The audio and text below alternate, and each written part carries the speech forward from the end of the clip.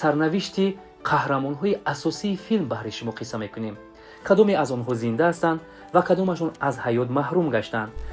нақши зулайхоро хонуми хушсимо катаюн рияхӣ ном дошта, соли таваллудаш 1961 аст. қаҳрамони асосии филм ки харидораш миллионҳоро ошиқи худ гардонида буд, мустафо замонӣ аст. чеҳраи зебову дурахшандаи осинотро ҳамагӣ ёд доред? албатта ҳо, ин паричеҳраи нозанин дӯстон, шахсе ки дар ҷамъия бинем Мадинабону ки чӣ хеле ки ҳамаи мо шумо мешносемша дар муддати 6 моҳ ба зинаи золатҳои директор дар ширкати Фабрик омада расид. ана акнун фурсат фаро расид ки шумо ҳам худи ҳозир бадороен регистратсия кунем дар таги дасти Мадинабону. шуморо дар муддати 2-3 моҳ ба зинаҳои баланд мерасонад ки аз 100 то 200 ҳазор маош мегиред. баъд чигар нагуфтанам ояд ки худи ҳозир кадоме ки дар ҳамин рақамҳои WhatsApp менависад 500 рубл автоматик падаркард дода мешавад ва ҳамчунин ҳар моҳ ай тарафи ширкати Фабрик ба ӯ тӯҳфаҳои гуногун тақдим мекунанд ки аз iPhone 16 сар карда то роҳат ба тамоми шаҳрҳои зебои дунё. аллакай маълум ки Мадинабону дар муддати 6 моҳ ба залатҳои директор ки омада расид, бинем ки 264 ҳазор рубл дар як моҳ маош мегирад. шумо ҳам намехоҳед ки мисли Мадинабону маоши калон гиред. марҳамат, худи ҳозир ба Мадинабону муроҷиат кунед, шуморо дар муддати кӯтоҳ ба ҳамин зинаҳои баланд бурда мерасонад. салом тамошобинони азиз, боварӣ дорам ки хубу саломат ҳастед. ёд доред филми пуровозаи Юсуф пайғомбарро? боварӣ дорам ки ҳамагӣ ҳо бале мегӯед. медонед, барои пайдо кардани қаҳрамонҳои асосии филм киноматографистони синамои Эрон чӣ қадар заҳматҳо кашида кастинг эълон карда буданд, то ин ки қаҳрамонҳои асосии филмро муносиб пайдо намоянд. билохира корашон ба анҷом расид ва билохира чеҳраҳои муносибро интихоб карданд. медонед ин чеҳраҳои муносиб киҳо ҳастанд? пас ба навори зер буда таваҷҷӯҳ намоед. филми Юсуф пайғомбар соли 2008 пурра сабт ёфт ва дар тамоми телевизионҳои машҳури эронӣ ба намоиш гузошта шуд. на танҳо Эрон, балки кулли ҷаҳон ошиқи ин филм гардиданд ва қисм ба қисм интизорӣ мекашиданд, ашк мерехтанд ва аҳсану офарин мехонданд. ҳоҷат нест мазмуну муҳтавои филмро баҳри шумо қисса кунем, зеро боварӣ дорем ки шумо аллакай дар бораи филм маълумот доред. имрӯз мо дар бораи сарнавишти қаҳрамонҳои асосии филм баҳри шумо қисса мекунем. кадоме аз онҳо зинда ҳастанд ва кадомашон аз ҳаёт маҳрум гаштанд. биёед беҳтараш як маълумотро баҳри шумо пешкаш мегардонем. мутаваҷҷеҳ бошед. қаҳрамони асосии филм ки харидораш миллионҳоро ошиқи худ гардонида буд, мустафо замонӣ аст. соли 1982 ба дунё омадааст ва соли 2008 ҳангоми 26 сола буданаш дар нақши Юсуф пайғомбар маҳорати баланди актёриашро нишон дода соҳиби ҷоизаҳои баланди касбӣ гардидааст. айни ҳол 43 сола аст. нақши Зулайхоро хонуми хушсимо катаюн рияхӣ ном дошта, соли таваллудаш 1961 аст, ки ҳангоми 47 солагиаш нақшбозӣ намудааст. айни ҳол бошад 64 сола аст. нақши юзорсифи хурдакакро навраси 16 сола бо номи Ҳусейн Ҷаъфарӣ нақш бозидааст, ки соли таваллудаш 1992 буда, айни ҳол 33 сола аст. нақши падари Юсуф Ёқуб пайғамбарро Маҳмуд Покният номҳунарманди синамои эронӣ нақш бозидааст, ки он замон 56 солро дошт. айни замон бошад 73 солро дорад. чеҳраи зебову дурахшандаи осинотро ҳамагӣ ёд доред? албатта ҳо, ин паричеҳраи нозанин Илҳом Ҳамидӣ ном дошта 31 сол дошт, ки дар нақши ҳамсари Юсуф пайғомбар нақш бозӣ кардааст ва айни ҳол 48 сола аст.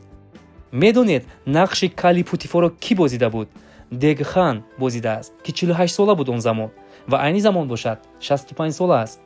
нақши бародари аз ҳама хурдии Юсуф Беняминро бо сари баланд Зоҳир Ёрӣ иҷро карда буд, ки он замон 28 сол умр дошт.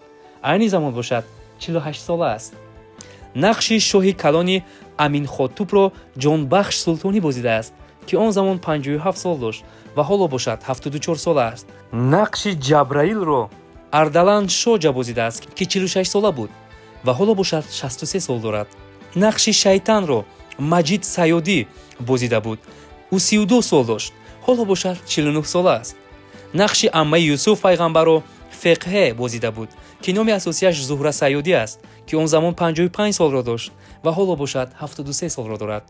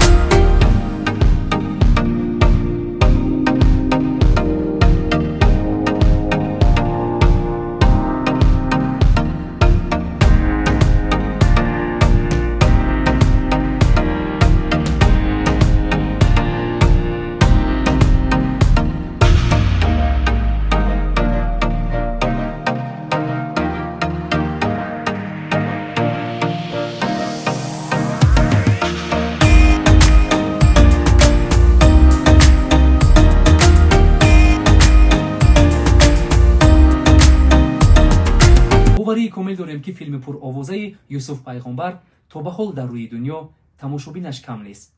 ҳамагӣ мехоҳанд ки боз дубораву себораву чуҳурбора онро тамошо намоянд.